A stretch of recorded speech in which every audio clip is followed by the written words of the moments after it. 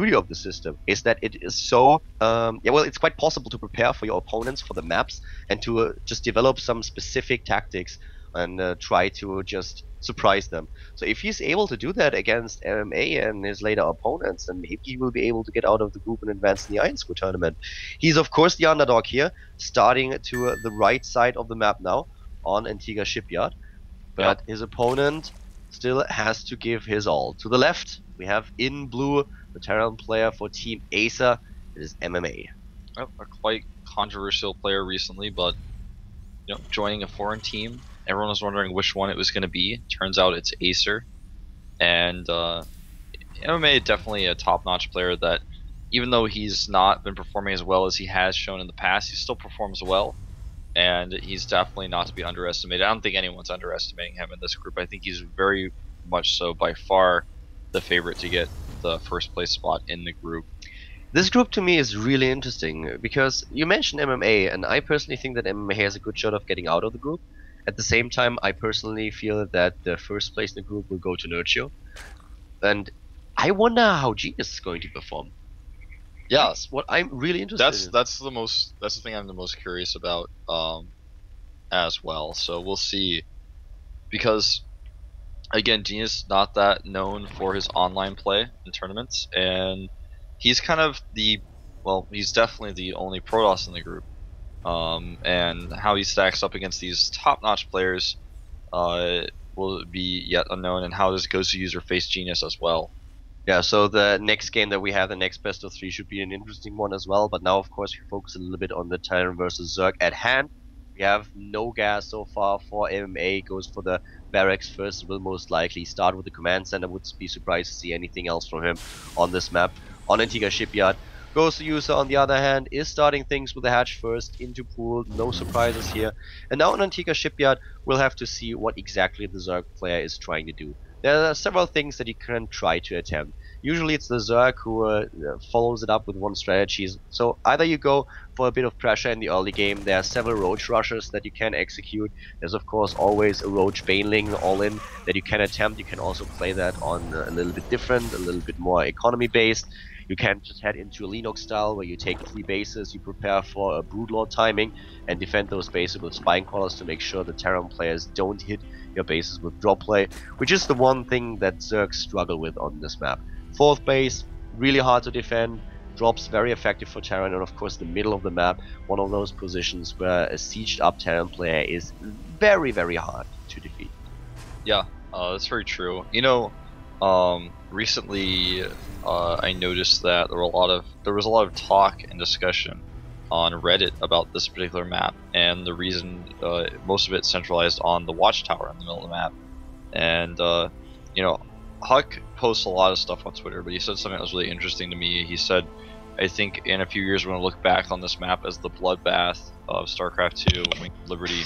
And bloodbath, of course, those of you guys don't know, is a 4-player map in StarCraft 1 that was tiny, and all the fights took place in the middle of the map. A lot of people played it in free-for-alls, for example, in StarCraft 1, and it's a map that everyone just kind of laughs and remembers, but I don't know if that's actually the case for this map or not, but this map definitely does center around a bloodbath type mentality in the middle of the map. A lot of fights happen there. You've got the watchtower there, so there's a ton of power that holding the middle grants you.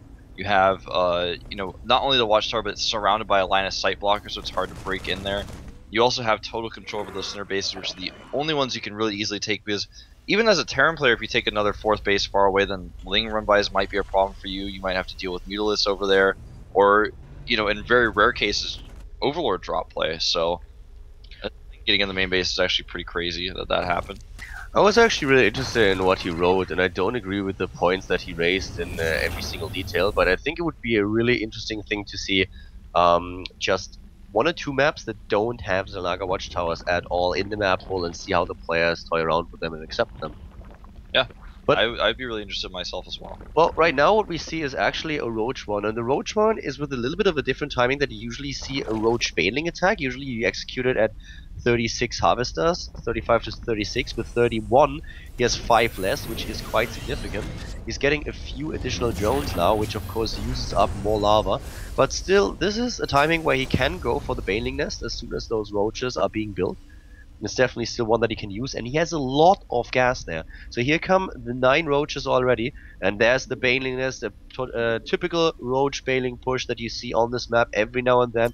And let's just have a quick look at what MMA currently has. He went straight into the double refinery after his expansion, so his tech is at this point at a good spot. He has the tech lab for the starport, has the Banshee that will help him a lot. No tech lab at the barracks or at the factory though. So he won't have siege tanks, he won't have marauders, Right. but he will be able to rely on those Banshees. That will help him quite a lot. Early detection is really important here though. That's very true, and if he doesn't know, and if his Banshee's halfway across the map, it's not going to be very useful. More bunkers are being built, so he definitely knows what's coming up now. And, well, there we go already. He's actually bringing his queens here, and if with the queens, he can actually deal with the Banshee if if Cloak is not done and he fights against the Banshee's actually going to have to micro. Yeah, the Banshee will always win this fight with the repairs that he's going to have, but this is pretty scary nonetheless, and the queen's now actually going to just walk up the ramp. But MMA, on the other hand, you know, with all these bunkers that he has, he should be kind of fine here because he has the cloaking field, he has the second Banshee nearly there. So let's see how well coLGoswser can trade here. He needs to do damage, but MMA immediately pulling the SCVs back. So important here. This is the most important part. The bailings are going down against the bunkers. That's not really what he wants. Finally, a couple of good hits against the SCVs. Takes a few of them down. The roaches are streaming in. The Banshees immediately trying to target down queen after queen. 7 workers killed in the total by coLGoswser. That's not really what you want. You need more. He needs way more than that, and the repair on the bunker is good. He didn't really target down very many SCVs there at the end. He thought he could actually bust a few of the Banelings, try to connect here as well. He's going to get just 3 SCVs, but 3 SCVs for 4 Banelings is not really even the best trade either. And now he's going to have to deal with the Cloak Banshee counterattack with a ton of Hellions. He may actually just die here. That was really well done by MMA. I have to say that that was an excellent defense. He did everything that he had to do. Pulled the SCVs back, then started to repair a little bit later, but very coordinated, very cautious of what he repaired, where he put his SCVs. He lost 10 in total, but he forced all those Banelings back. He killed them, he took the roaches down. There's no third base for coLGoswser. He didn't have a follow-up behind this, and now he has to deal with the Hellions and with the Banshees at his natural. Yeah, he's lucky he's got some roaches here, because even losing those queens that he brought across the map was pretty tough. And MMA's going to walk up here, see no third base, and he's going to know, okay, I'm actually fine to go into my mech composition now. He's adding the factories, he's adding another base, and he can just actually keep the creep spread back. We have him now also with another expansion, so he sees there's no third base, and he's like, okay, well, I'm fine. You don't have anything that you can do. You could attack again, but I will be ready. I go into mech. I will have siege tanks very soon. With the tanks, I can then make sure that your second wave is not gonna hit, but I already know what you're doing. My Banshees are scouting everything, and he takes down a fair amount of drones too. Yeah, taking out a great amount of drones. He will lose one of these Banshees, but... Oh! That was close. Yeah, very close. He's actually going to try to get another drone. Could have escaped to the top right, I think. Yeah, I think you're right. A transfuse on the drone. That was beautiful. Whenever you see a transfuse on a drone, that's when you know that someone is in a lot of trouble. That they want to use that energy. They can't afford to lose one more drone. They have to transfuse it. Uh-oh, these Hellions thought they could do some damage, but looks like he's not quite going to be able to get past the wall of roach. And now at the bottom left for MMA, we have the first door already being built. We have a Viking for the Overlord hunting. And yeah, not going to be used for much else, at least until later in the game. A lot of Thors being built here. I wouldn't be surprised to see Blue Flame Hellion is coming up very soon, and then Hellion and Thor attack with the Banshee support. Yeah, he could go in with a 1-1 timing attack, where he just is way ahead of his opponent and upgrades. That changeling is done. What? He's like just gonna let him see it. He saw the changeling and moved around. I guess he just didn't quite grasp it. Which means this changeling is actually going to come in here and see the composition as well as the third base. Not too important, but kind of annoying. That changeling is pretty awesome though. Yeah. I think that's one of the most useful changes I've ever seen. But now we have suddenly the aliens into the main base. The Zerglings trying to get close enough. A lot of them dying here. 8 and 7 kills on these Hellions. And you can really see at the supply already that coLGoswser is in trouble. Taking his third now, but the big problem for him really is that he's already 20 supply behind. His third base is very, very late in the game. He has the Infestor tech, but still, especially on a map like Antigua Shipyard, this is not where you want to be as a Zerg player. Third base is actually heavily damaged as well, so that timing that we could see it could be even more dangerous. But it looks like MMA is just he's gonna sit back on his third base. That Viking must be on hold position because he's just damaging some overlords and letting them walk away. Now he starts to chase a little bit. The queens are gonna thwart him, and you can see MMA's base has landed a little bit late because there was an overlord blocking earlier. It's actually not landed yet. Yeah, he still needs to land that command center. He probably will. There he goes. Here we go. Okay, so lands the command center now. Nearly crushes one of the SCVs. SCV probably had a heart attack. Ooh, a Hellion drop here. This is when Blue Flame could really come into play, but unfortunately he doesn't actually have that research done quite yet. But he's waiting. Yeah, is he actually just gonna wait? That could work. You can't really wait for that upgrade. No, he's not. He's moving in now. And this is, of course, blindsiding coLGoswser now. He doesn't even know what's going on. Ah, okay, he waited for the Infestor. There comes the fungal, but one fungal is not going to do the trick. Nope, definitely not. Oh, more drones going down here. And it looks like finally everything will be cleaned up. In total, MMA killed 23 workers in this game. coLGoswser took down 14 SCVs, but you can really see how this game is spiraling a little bit out of control for the Zerg player. We have him with the Hive Tech and the attempt to hit a Broodlord timing now. The Spire is on its way, but MMA with +2/+2 on the production tab for his mech army. His fourth base is already being built, and he is in an awesome spot here. Resources lost also tell the tale. 3,500 lost for MMA and 5,700 for his opponent. And he actually doesn't have anything to worry about. He's also got that scout off. He knows that the Spire is very late. There's no Spire. I'm a little surprised he doesn't just walk across the map and kill him, because he knows that Mulus counterattacks are not going to be a problem. He's also getting high-sec auto-tracking now for when those Mulus may potentially come out, so he's going to have those turrets, which he just added, totally ready. So a little bit surprised here he's not going to go for the attack, but he just wants to be patient here and take the slow, easy win rather than trying to take a risk. Max out here, try to get this the best army possible, hit the +2/+2 timing, all these things that he can do right now. And of course use further Hellions in the main base of his opponent with a Blue Flame upgrade. This time a lot of damage done. There are no Infestors here. He takes down a lot of these Zerglings. Not as many drones as he could have, but in total, if you just look at the Harvesters lost, it's 36 Harvesters killed by MMA and against 14 still. And just the Harvester count in general, 73 against 67. Yeah, and when you that seems like, oh, he's only 6 Harvesters up, but it's like he had to remake all those drones, so that means his army supply is a bit behind as well. He's 110 versus 73, plus the composition that is being built by MMA is insanely good. These extra macro hatches that coLGoswser has are just used to get the drones back into the game. Yep. Well, he's trying to go for it right now, but needs to be a little bit more cautious with those Infestors in the middle of the map, exposing them too much to the Blue Flame Hellions. One of them already dead. Are all sieged up and ready to fight here. He drops some Infested Terrans, but he doesn't really get too much return out of those. coLGoswser probably just looking at the monitor and swearing and being like, I need a Viper. Yeah, where's my blinding cloud? You would like to have that for sure. But in the end, MMA is actually just going to walk across the map now with 2-2. He's got the Banshees leading the charge here. He's going to split them against the Infestors as best as he can. Banshees are already in and doing their damage. The rest of the army trying to get into position, crawling forward slowly but steadily. Not a lot of energy on those Infestors either. Yeah, I would have thought he had, since those Infestors had so few energy, he would have tried to target them with the Banshees, but again, MMA just being patient here. He's got a 4th command star up, so why push it all the way? Why take that chance? Even the planetary already established in the middle of the map at the 4th base. +3/+3 now on the tab, and this is awesome for a mech user. If you get those upgrades, this is just brilliant.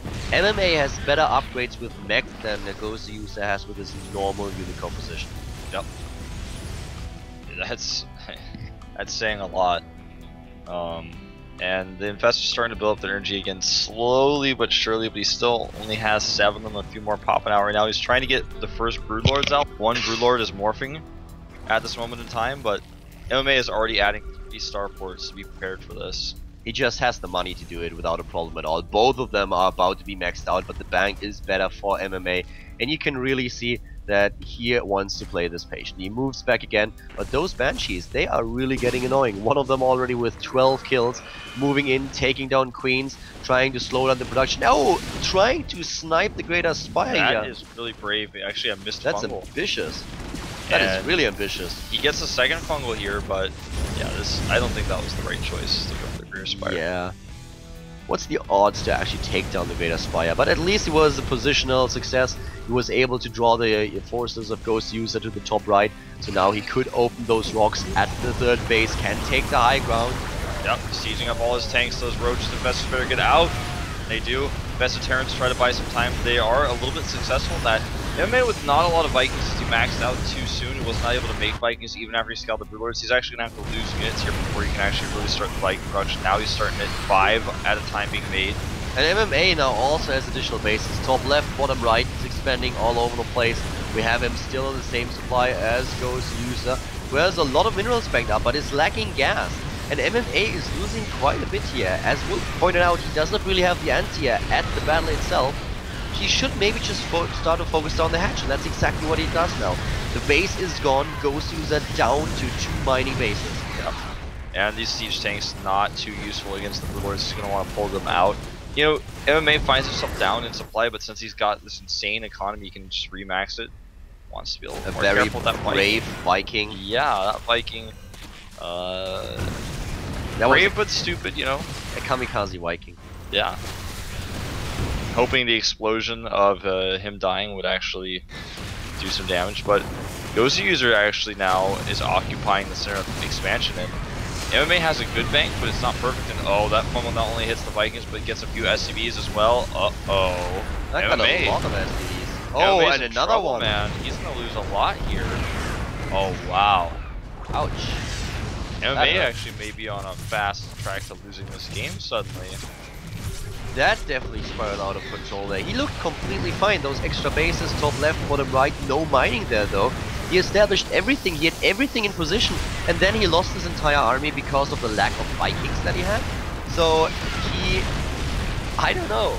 This is looking a little bit crazy. This is a bit what we talked about earlier, this 3-base Zerg style on this map where you try to turtle and then you push out. But MMA just looked so dominant. He completely overextended himself in the last attack though. Yeah, and he wasn't really able to retrieve with his tanks like he wanted to. This attack is going to be pretty efficient for coLGoswser. He's actually just going to trade against these siege tanks. Now that the SCVs are here fighting as well, he's going to get a lot out of it. And I think MMA actually may have to GG.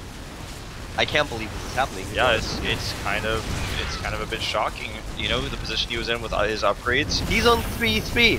He had the perfect economy, the perfect position on the map, but he just did not have the right unit composition, engaged in a battle, even though he didn't have the Vikings. And then when the Vikings finally reached the fight, there was nothing to defend anymore. Yeah. The next wave of roaches should actually end MMA here. The infestors coming in as well. And coLGoswser, man, the underdog of the group, actually may take this first game. I think he definitely will. MMA choking here a little bit after a great early and mid game. He loses the game in the late game. Not the best composition that he had, takes down the third, loses too much in the process, and then coLGoswser just takes the momentum, walks across the map. The extra bases for MMA don't do him any good. He doesn't have any SCVs down there. Has only to use a couple of mules, not even mining gas, and now it's coLGoswser who pushes across the map, who uses the bank that he built up, is at 180 supply, MMA at 40, didn't even leave the game late. He's got so many bases, but it doesn't matter because he can't actually produce. His production facilities are being camped here. What is he going to do, fly them away and hope for the best? Fourth base now for coLGoswser in the middle of the map. MMA at this point probably just looking at the monitor and is like, what just happened? Yeah, he just saw it with his barracks. I think that he may have been trying to scout for that with the barracks and then just type GG after now that he knows. He's trying to produce SCVs at his external bases, but yeah, this does not look like MMA does have a chance here. Yeah, I think that he should probably actually just give up. Currently we have really coLGoswser just cleaning house. He's moving in, taking down structure after structure.